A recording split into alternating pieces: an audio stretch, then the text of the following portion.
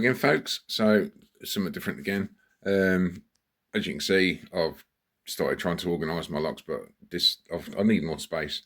So as I've got this wall area above here, I'm going to move on to my next little project, because as well as salvaging, here's a cabinet I salvaged and brought back. As well as salvaging, I do also like to repurpose things. So this is the bookshelf, what was over there, and this is going to now soon going to become my lock clamp display shelves. So what I'm going to do, I'll tell you what I'm going to do. I'm going to pop this back off here, and then I'm going to measure about 90mm across there, which is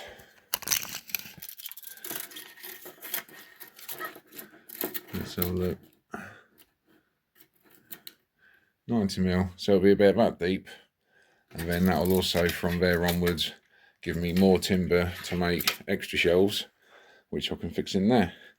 Now, as you can see, it's only got fixing here and here, so obviously when I cut that at 90, it's not going to be stable, so I need to put some more screws in here, and the same down the bottom and on the other side, and then when I cut all that, that'll all be fixed, and then I'll rip these down and make more shelves. So that's what I'm going to do. First job is to put some masking tape over here on the top, so the circular saw doesn't rip it all to pieces. Mark it out 90mm, and then we'll have a look and see where we're getting to. So that's it, stay tuned. Okay, so this is how far I've got at the minute. I've marked out and put some extra screws in there. That's just pretty much how wide it's going to be, roughly. So yeah, next job, get some masking tape to run along there, ready for the circular saw. So back in a minute.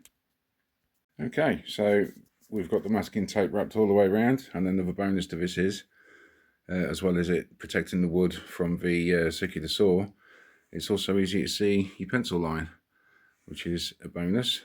So that's all being reinforced. I'm going to kick the back panel out after I've cut it, because it will help it keep its rigidity while I'm working on it. So I'm going to take this out there, give it a chop, and I'll see you shortly. So here it is. I've chopped the front off. This is what we're talking about that thick, just big enough for a couple of locks.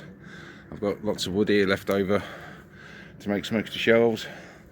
So the next job is to kick that back out and fix it to this unit.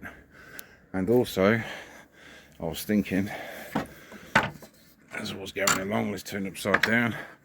If I have it upside down, then I can use this plate here, move that to the back, and then I've got a little shelf all around it to stop things falling off the top. So that's that stage done. Now to get the back on. See you in a minute.